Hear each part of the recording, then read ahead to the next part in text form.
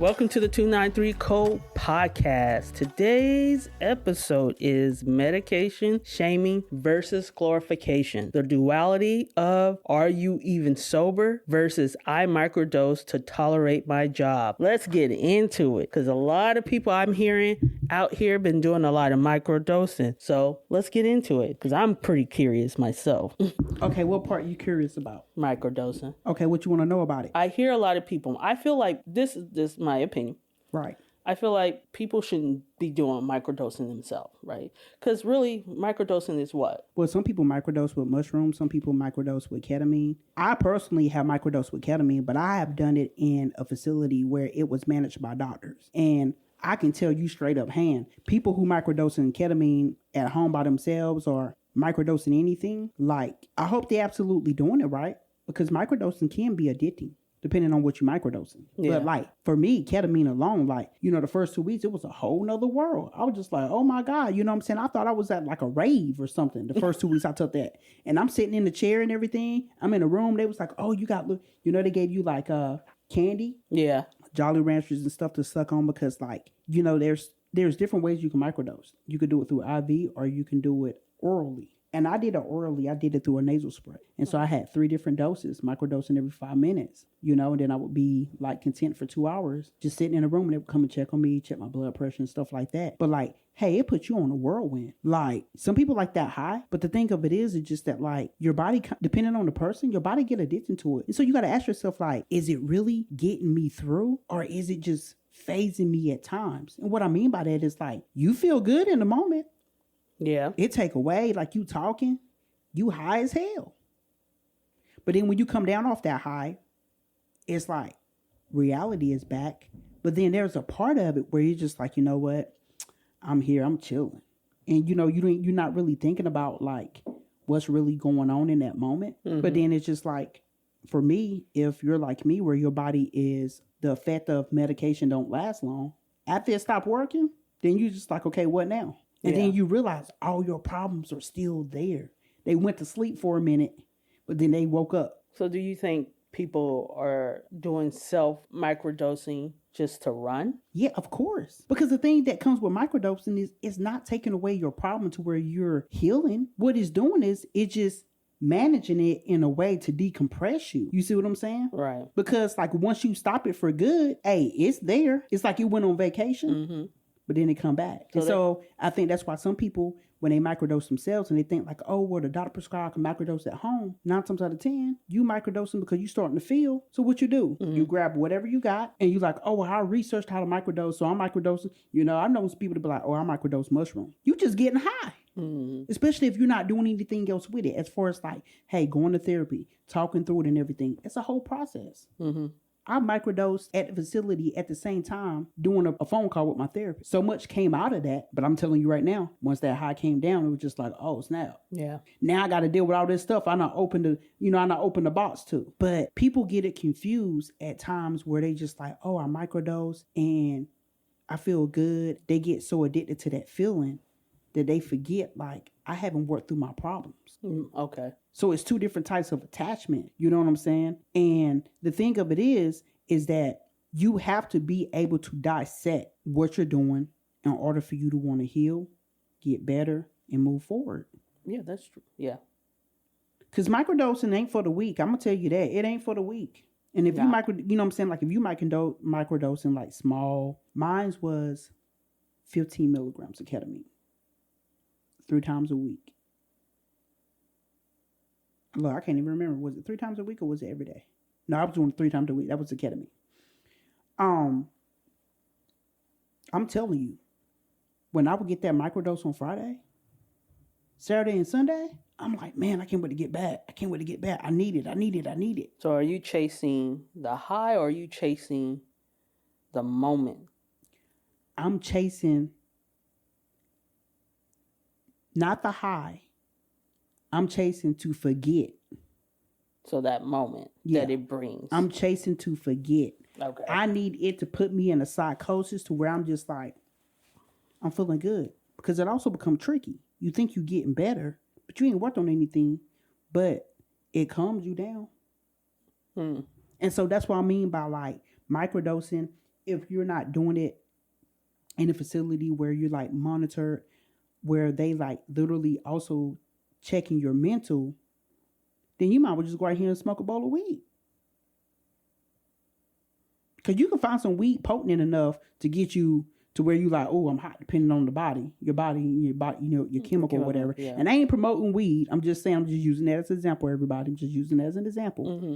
But I mean, you know what I'm saying? Most people use microdoses because you know what? It works faster than anything else. It works faster than therapy to forget. Because see, therapy ain't going to let you forget nothing.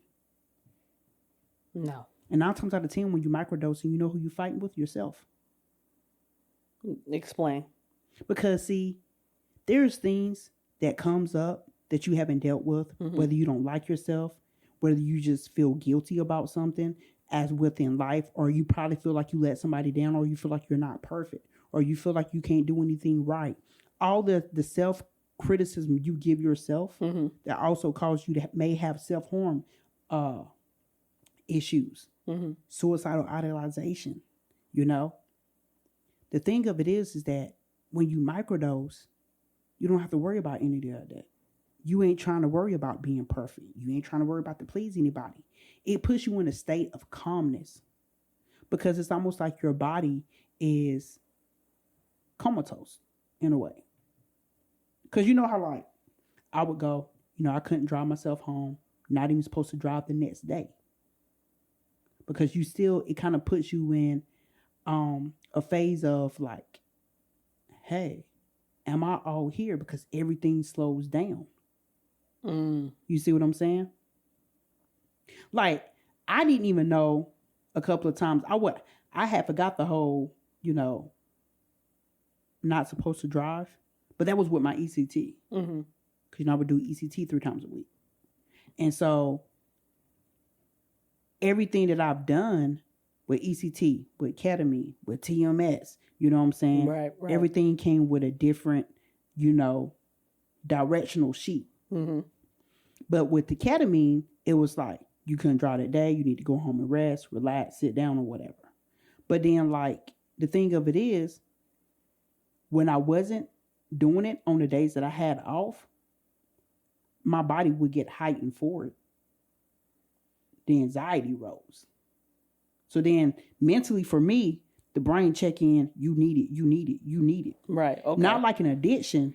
Right. But it was like in a way where it's telling you like, hey. Well, it's kind of like an addiction. Well, in a way, right? but it's I wasn't fiending it. You know what I'm saying? Like it just your mind telling you.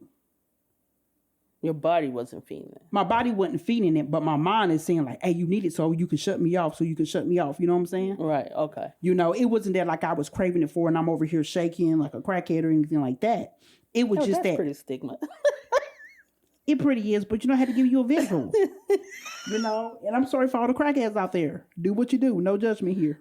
It's just one of those things that it's like your mind talk to you in so many different ways to where like you trying to trick yourself to be like, hey, I just want to be chill.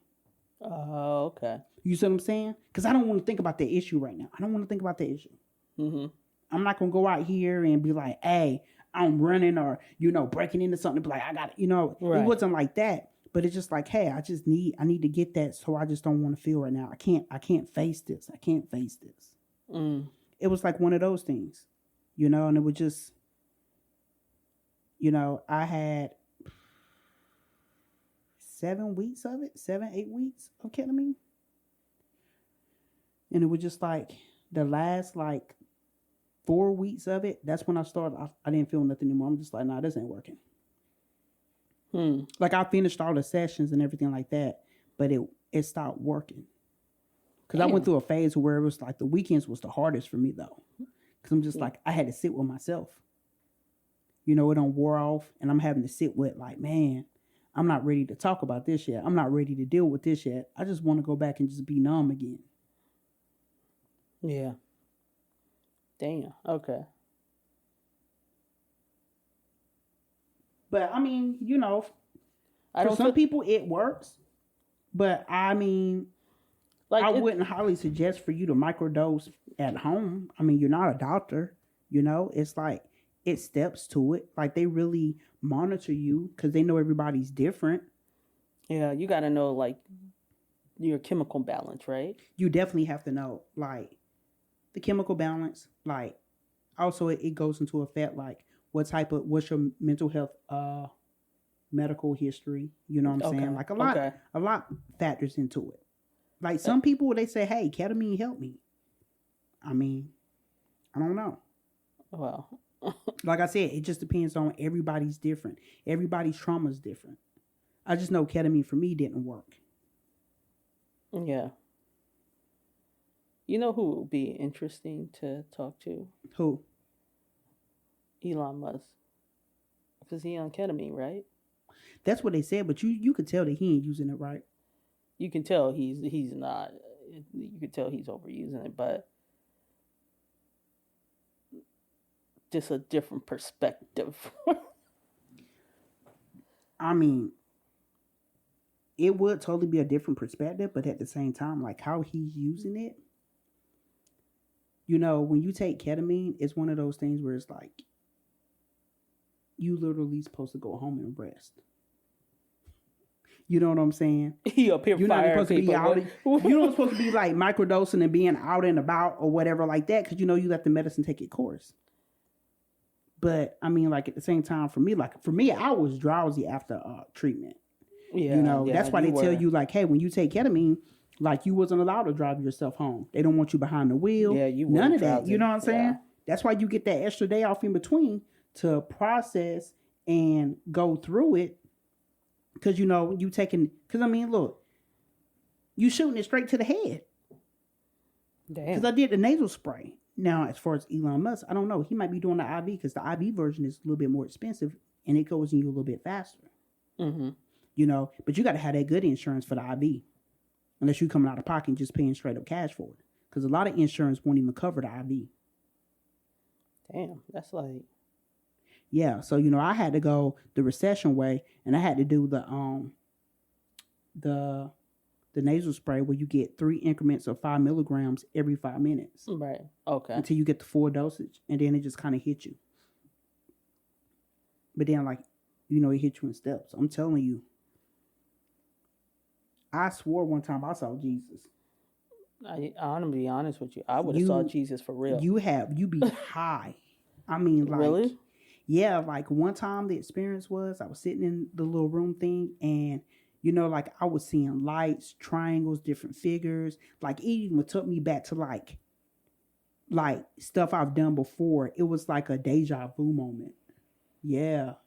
Damn. Like you take ketamine straight to the head, you know, so it's just kind of like maybe. I said before, ketamine is not for the weak. The first time I did ketamine, I vomited at the facility. I didn't even make it to the bathroom. I just threw up in the trash can beside me because they have a trash can beside you. Mm-hmm. And like, you know what I'm saying? Like, you do get like nauseated at first. Cause like I said, everybody's different. And you get like a weird taste in your mouth. That's why they give you the candy and stuff. And then like, there was like 2 or 3 times where like they had to literally give me like juice and like little crackers to eat to kind of like settle my stomach because it took it straight to the head. But once my body got used to it, it just didn't work anymore. So it's totally different. Yeah. I mean, microdosing, I feel like people, especially if you're not, I think if you're trying to do it for your mental microdose, and I think that's the only way you can do it, is microdosing, is maybe go to a professional. I would say go to a professional just so that it's monitored right. Right. You know, but then like... Because you don't know your chemical balance. But you also have the other side too, where some people don't want to go to the doctor. They try to self-medicate because they're shameful of having to be medicated. Or some people don't even want to be on medicine at all because of the stigma. Dealing with their mental. Mm-hmm. You know what I'm saying? Like you have some people out here that's going to go tooth, hand, and nail to be like, hey, doc, what can we do for my mental? What medications I need to be on? And you're monitored. You know what I'm saying? You have a psychiatrist for that. Right. Then you get some people that be like, hey, well, I'm going to try to make microdose. I smoke weed. I smoke mushrooms, whatever. They be like, this is what helps me. Or some people even use drinking. This is what helps me and calms me down. And then you got the other side of people who are like, oh, I don't do any of that stuff. Mm-hmm. It can't help me. They don't want to be on anything because they feel shameful of it, or they feel embarrassed that they have to take medication. You know, and but I'm if it's helping, like, but then again, we live in a society where they do put a lot of stigma on things. They do. That's one of them. Yeah. I mean, for me personally, like, I was in therapy for 2 years before I end up having to go the medication route. Because in the beginning, I was just like, man, I don't want to take no medicine. Like, I want to just deal with it hardcore. But that was that athletic mentality. You know, hey, bring on the challenge. I'm ready to compete. But that was a whole different ball game. I wasn't ready for that. Yeah. You know what I'm saying? Because it took me down so fast. I was just like, oh, nah, maybe I do need to be on medication to kind of figure out what's really going on. You know what I'm saying? The different mood swings, you know, the ups and downs, the suicidal thoughts. Like, it was a lot. So it was just like when I started therapy, so much started opening up and was coming at me full throttle. And it was very intense. I crashed. You know what I'm saying? And it was just like, you know, medications is one of those things where, like, I can understand why some people be like, hey, taking medication is draining because, you know, once your body get used to certain medication, you know, a lot of psychiatric meds are very addictive. Your body get addicted to it. And so when doctors try to wean you off, you know, some people be like, well, it's nothing else that I could take, or now you want to try me on something new, and they have to taper you off that medicine because, you know what, a lot of the medicine do a lot of harm to the body. You know, especially the liver or the pancreas or whatever. Yeah. You know, so it's just like, the thing of it is that, like, it's a catch-22. You know, so it's just like, you take it, but you don't want it to be a liability for you to where you have to rely on it. You know what I'm saying? That's why it's important. If you take medication, also it's important to be in therapy to deal with things. You know, it's just like, because you get some people that be like, oh, I'm on this, I'm going to be on this for the rest of my life. And they're not doing anything else about it. And you get some people that be like, oh, I'm not taking my medication. I'm not taking that. I don't like how it makes me feel. Or they be like, oh, I'm better. I don't need to take my medication. I feel better now. Right. But not knowing that the medication is working. That it's working. It's just that you haven't done the other part, dealing with yourself. You haven't done the self-work. Because some people want to take a pill and be like, oh, I'm fixed. Nah, it don't work like that. Yeah. It don't work like that. Like when I take my medication, you know, it don't zombie me out. But I can tell the difference as far as like, hey, I'm more relaxed. I can tolerate hearing stuff clearly and not popping off at people or feeling triggered. Right, okay. Now if I don't take my medication, I can go ahead and tell you right now, you got about 3 days with me before I pop off. That's just real. So it's a difference. You have to know yourself. Right. And then, you know, like some people can see their psychiatrist, you know, every 3 months. You know, because your psychiatrist normally give you 3 months supply. Right. I see my psychiatrist every month because my body don't tolerate medication like I was supposed to.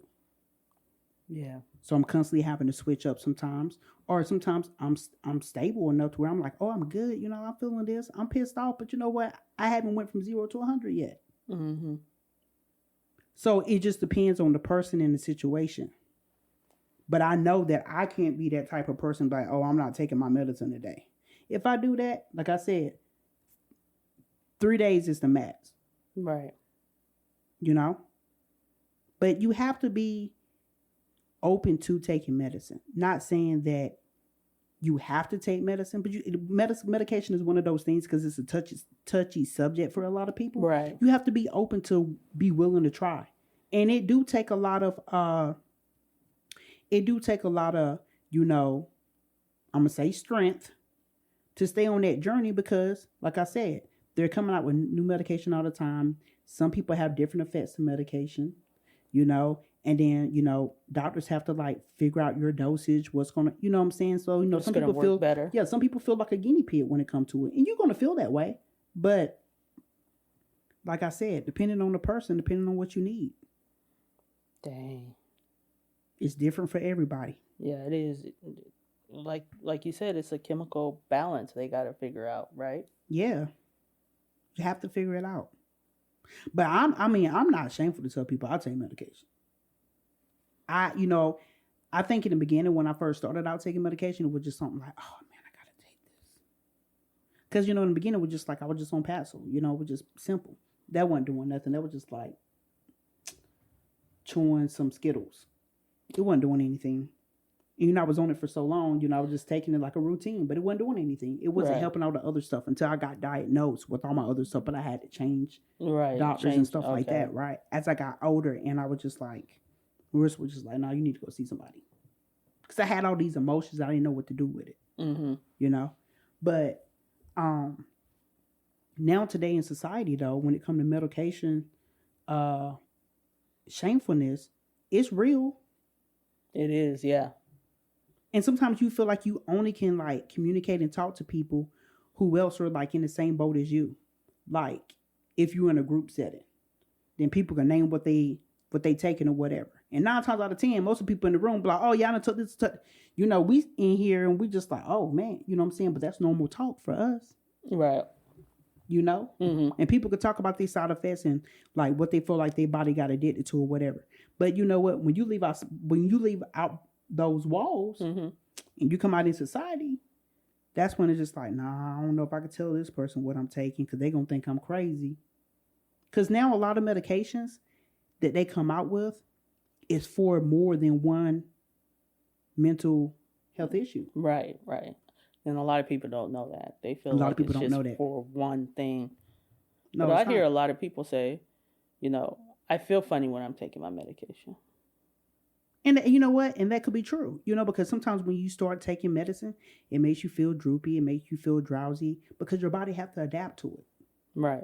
Sometimes you may be on the wrong dose, But sometimes, I hate to say it, if we get so caught up in what we taking, and like, for example, if the doctor say, hey, Charity, now this medication right here may make you feel dizzy, drowsy, loss of appetite, vomit, nauseous. And if you're already a person that's like suffer from anxiety and or a person who like really get in their head and misinterpret what the person is saying, right? But you hear all these side effects and you take it, you're gonna start focusing on, hey, do I feel dizzy, or do I feel weird?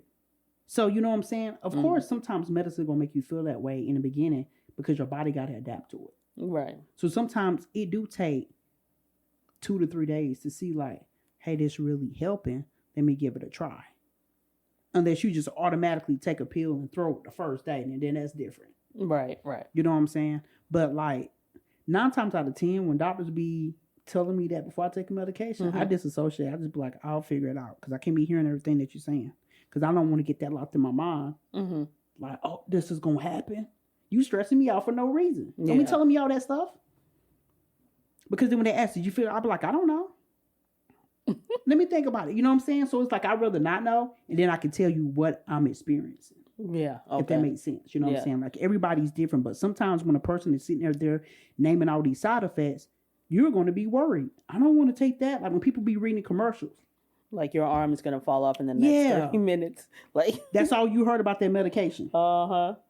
So it just kind of like, it's like a catch-22. It's just like everybody's different. So you have to just know, like, hey, what's my limitation? What can I do? What can I not do? Dang.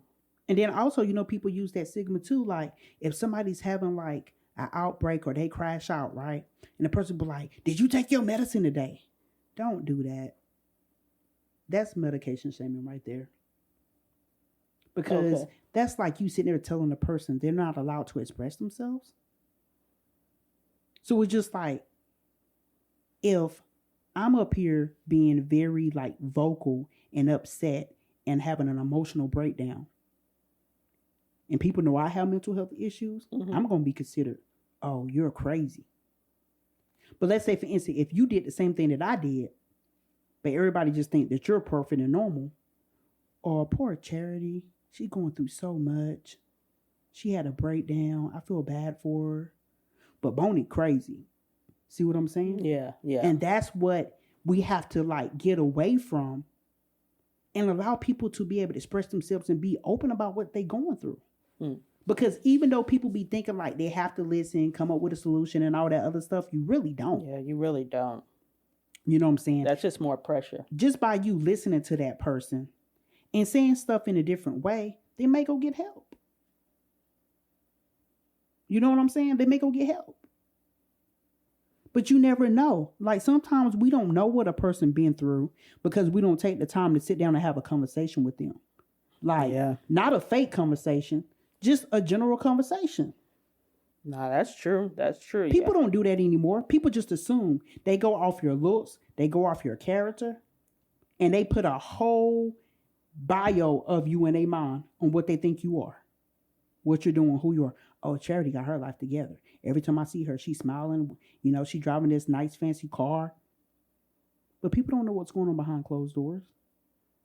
They don't know what you're suffering with, what you're not suffering with. They don't know if you're on medication every day. You see what I'm saying? But we do that to each other. And then, like, we glorify what we think somebody else's life is because it's just like, their life better than mine. How you know that? That's true. Because we always judging other people because of what we think we see. Yeah. I have done that. You know what I'm saying? We all have done it in a way. And you know, the thing of it is that like, I'm the type of person, I can scan a room. And if I see somebody, I'm looking for the person that has the least amount of noticeability and people don't talk to. That's the person I'm going to go have a conversation with. Because you know why? They're going to be the realest in the room. Yeah. Because everybody else done stigmatized them. I'm coming with no judgment. So you never really think about that, huh? No, you don't. You know what I'm saying? That's how I adapt to being around people. I find the less popular person in the room and have a conversation with them. Hey, how your day going? Going good. You know what I'm saying? Because they're going to be real. They may need to talk. And I know I can be transparent with them to talk back. Because me having that same conversation with somebody who's just thinking like, oh, life is great. Oh, your life, blah, blah, blah. We up here on this pedestal. Right. And then when I'm keeping 100 with them, nah, my day is shit today. You know, I woke up, I had suicidal idealization. You know what I'm saying? I was dealing with myself. I was depressed. I didn't want to get out of bed. You know, they're looking like, oh, so how your day going? Because see, now I'm built different. Yeah. I don't sugarcoat no more. Because I was trying to protect everybody else. When it came to medication, you know, oh man, I gotta make sure I take this med. I don't want nobody to see all these pills I gotta take. Right. Now, don't even matter. Right. I'll tell a person in a heartbeat, I'm taking this right now to balance me out. Because you get two choices. You either allow me to take my medication, leave me the hell alone, or you're going to see a different side. You know what I'm saying? But I know how to balance myself enough to be able to be cool, calm, and collective. But people got to realize this is my norm over here. And whatever you may consider your norm, that's you. But you know what I'm saying? It's normal, which we thought was not normal, if somebody having to pull out their medication to take to balance them. Because, you know, you take medication at different times.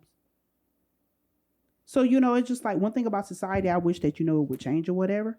It's just like, stop judging a book by its cover. No, you're absolutely right. You're absolutely right. Like, we have to stop doing that. And I feel like if we stop doing that, then more people will be willing to get help. Nah, you're right about that. Because I think a lot of people want help, but shy away. And it could be like the people you're around are, you know, afraid to tell people, look, I know I'm going to have to get some type of treatment. Yeah. And like you said, you just put the nail on the head. It's about the people that you're around, because sometimes we gravitate to family and friends that will sit there and talk dog shit about somebody being like, crazy, or they taking this medication, or they have these highs and lows and all this other stuff. And they put so much judgment and stigma on it. And you could be sitting there knowing you're struggling and you want to get help. But if you do that, people are going to look at you differently. Mm-hmm. Sometimes you have to throw people out in the water and walk along the sand alone.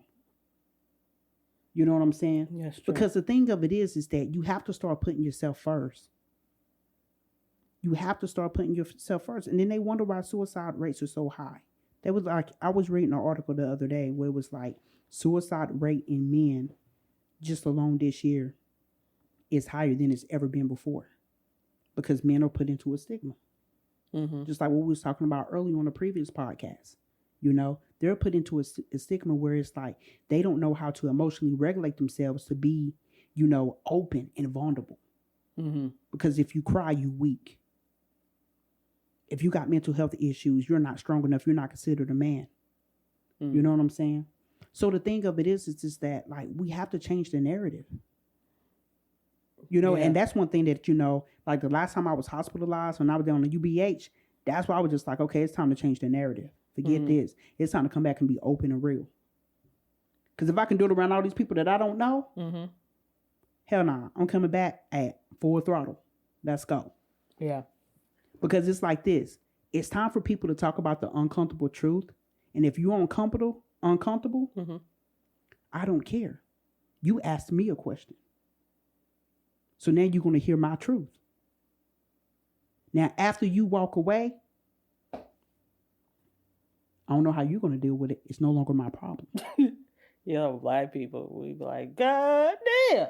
Right. You know what I'm saying? But you think about it, though. That's how you take care of you. No, you absolutely right. Don't ask me a question if you're not ready for the answer. Mm-hmm. And 9 times out of 10, you already know. When people ask me stuff, what they do, they turn around, they be mad. You know what I'm saying? They be mad. Because I don't sugarcoat. You don't. And I don't really be trying to hurt people's feelings. You know what I'm saying? It's just the thing of, I'm going to tell you my truth. And it may come off as insensitive, but hey, it's going to be raw and it's going to be real. Take it how you take it. I cannot control how you feel. Your feelings is your feelings. If you mad, I can't apologize for that. That being said, I think we should talk about that on the next podcast. What part? The part of just sensitive, insensitive communication. Yeah. We should. That would be good, because you know what I'm saying? Like, we have like different opinions on that when it comes to certain things. Yeah. You know what I'm saying? And you already know I've been working on that piece in therapy. Yeah. And I've gotten better though. Because back in the day, I used to just be cutthroat, walk away. Brutal. But it was because of trauma. But I really didn't understand what people was coming from when I'd be like, why are they upset? Like, what did I say wrong? Mm-hmm. Because I'd be like, I didn't come off mean. But my therapist would say, it's how you delivered it. And she was like, she understood my delivery, but people miscomprehended my delivery. They don't know my trauma. I'm just trying to explain myself in a way to be heard, not to hurt nobody's feelings.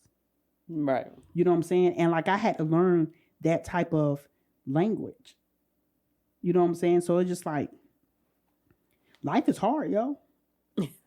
It is. That being said, I want to thank everybody for listening today. On our next podcast, that's what we will be talking about. Sensitive and insensitive communication and what that looks like. Yeah, we need to have that discussion. We need to have that discussion. That being said, just remember, no one owes their medical history to others. You don't have to justify your choices. Progress, perfection, whether you're on meds or not. Healing isn't linear. So, that being said, I want everybody to think about that And if you have any questions or any topics that you want us to talk about, please let us know. That being said, I want to say thank you. Until next time.